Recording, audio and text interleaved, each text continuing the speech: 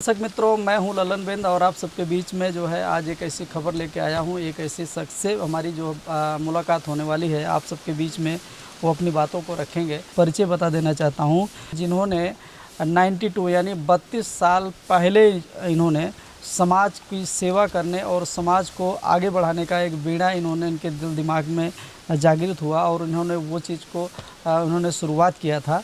और बहुत दिनों तक काफ़ी इनका अनुभव रहा है।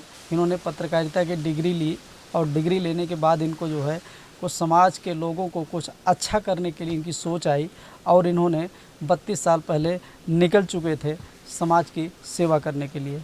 आज हमारे बीच में है और उनका नाम है लौटर राम निषाद जी हैं। विकासशील इंसान पार्टी यानी VIP पार्टी और उस पार्टी के उत्तर प्रदेश के अध्यक्ष हैं।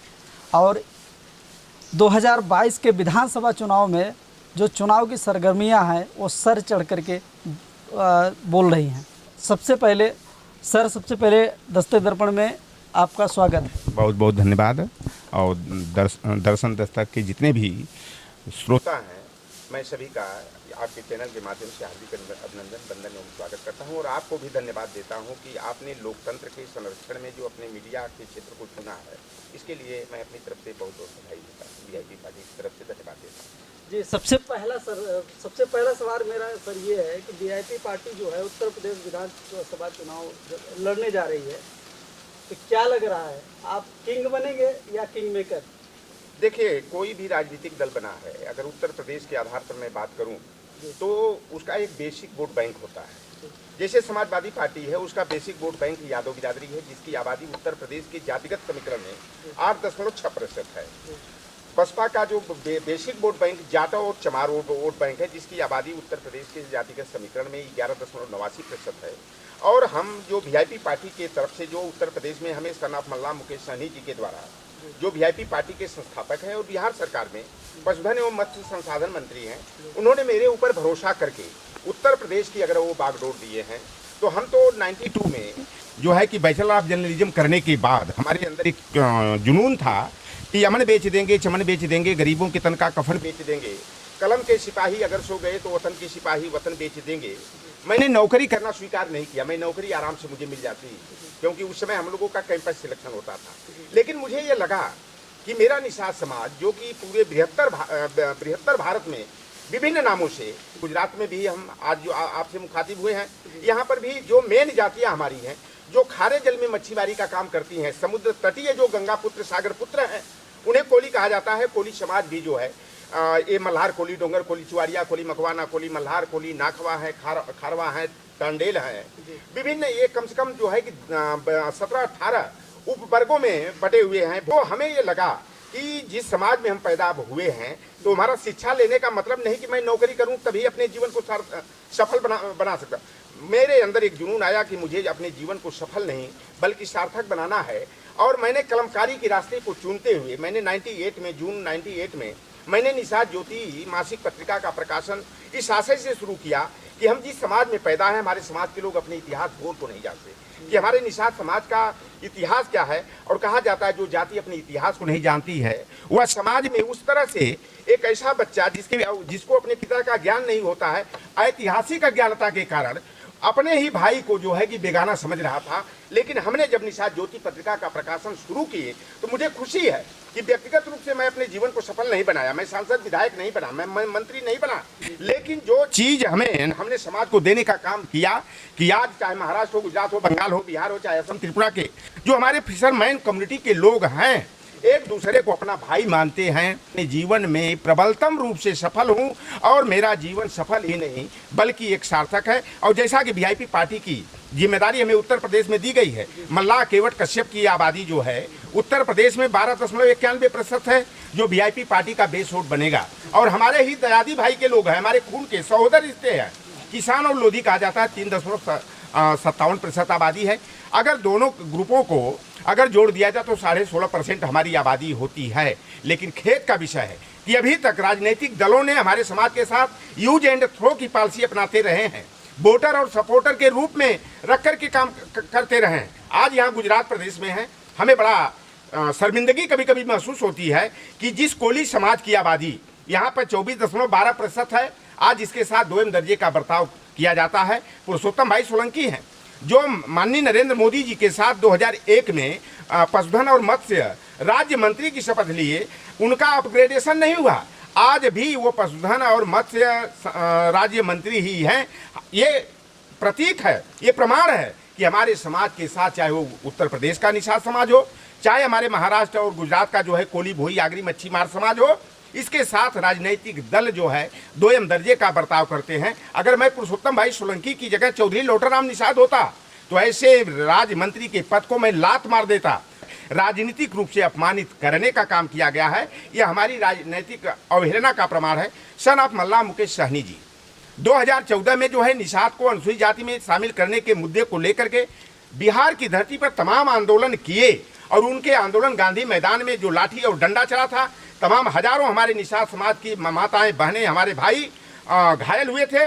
लेकिन नीतीश कुमार की सरकार को झुकना पड़ा था और 5 सितंबर 2014 को उन्हें रिकमेंडेशन करके संस्तुति करके केंद्र सरकार से सिफारिश करना पड़ा था कि मल्लाह केवट निषाद बिंद और नुनिया बेलदार को, तुरहा को और जाति को जो है अनुसूचित जाति में शामिल किया जाए। और 2018 में सन ऑफ मल्ला मुकेश सहनी जी जो है विकासशील इंसान पार्टी का गठन किए और आज 11 अपने चुनाव चिन्ह पर, नाव चुनाव चिन्ह है, 11 उम्मीदवार जो है राजग गठबंधन के तहत लड़ाई। देश के गृह मंत्री अमित शाह जी ने सन ऑफ मल्ला मुकेश सहनी के सामने ये प्रस्ताव रखा। 11 सीटों पर हमारा समझौता हुआ। 4 हमारे विधायक हैं। Son of Mallah Mukesh Sahani ji MLC हैं, विधान पार्षद हैं और बिहार सरकार में कैबिनेट मंत्री हैं।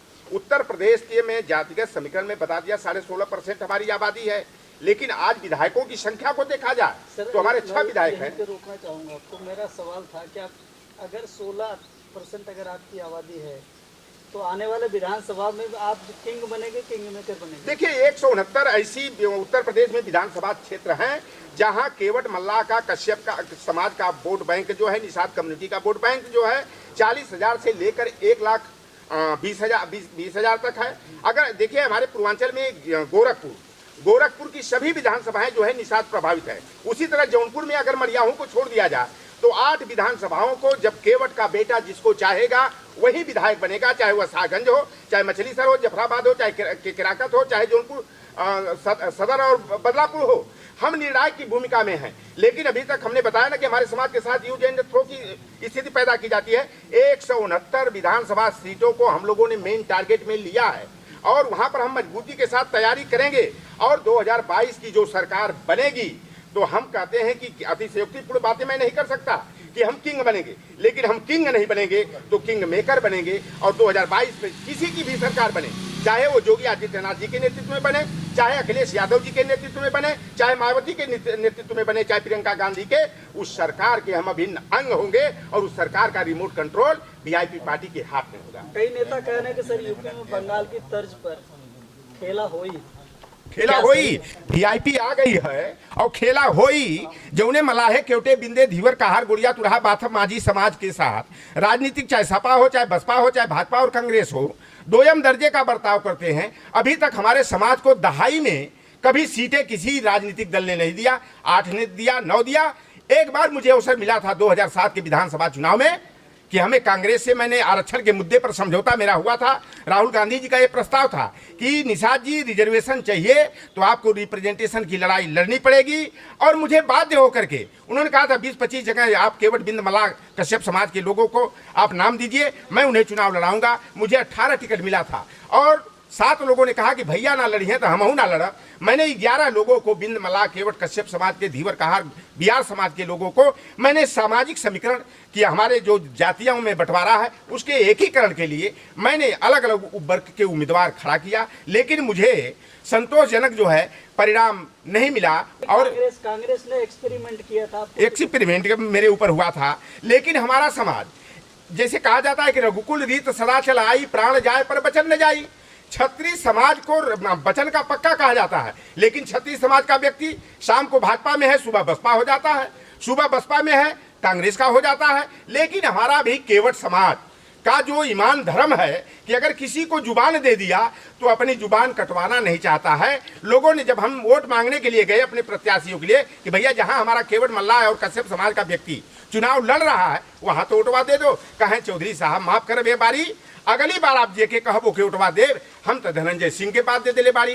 केहू कहे कि हम तो जवन हतो विजय मिश्रा के बात दे दिले बाड़ी, राजकुमार गौतम के, अरुण सिंह के बात दे दिए हैं। हमने कहा अरे मेरे भाई क्षत्रियों से कुछ तो सीखो कि जो वचनबद्धता के क्षेत्र में जो है प्रबल माना जाता है, अगर वह अपनी जुबान तोड़ देता है, सुबह का शाम बदल जाता है, तो आप इतने क्यों बदलाव कर रहे हो? मेरे आरक्षण का यह मुद्दा है। लेकिन 11 उम्मीदवार हमारे खड़े थे, लेकिन हमें सफलता नहीं मिली क्योंकि हमारा समाज भोला भाला है। बात दे दिया तो बात पर अडिग रहता है। लेकिन आज समाज बदल गया है, आज समाज का भी राजनीतिक जमीर जाग गया है, वह बदलाव चाहता है। और आज पूरे उत्तर प्रदेश में हल्ला बोल की स्थिति चल रही है। और आप लोग भी चैनलों पर देखते होंगे, इलेक्ट्रॉनिक मीडिया, प्रिंट मीडिया के माध्यम से, कि आए दिन किसी न किसी चैनल पर निषाद की चर्चा चलती है। तो जब से वीआईपी पार्टी उत्तर प्रदेश में आई है, उत्तर प्रदेश के अंदर राजनीतिक सरगर्मियां तेज हुई हैं, वहां पर निषादों का हवा खड़ा हुआ है। और हम तो आए हैं स्वतंत्र लड़ेंगे चुनाव। अगर निषादों का हवा अगर तेज हुआ है सर,